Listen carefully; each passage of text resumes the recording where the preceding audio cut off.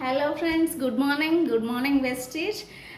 నేనైతే చాలా హ్యాపీగా ఉన్నా. ఈ హ్యాపీనెస్ మీతో పంచుకోవాలనే ఈ వీడియో చేస్తున్నా అండి. వెస్టీజ్లో ఉన్న సిఎన్సి ఆఫర్ కోసం అయితే అందరికీ తెలియకపోవచ్చు, తెలిస్తే గుడ్.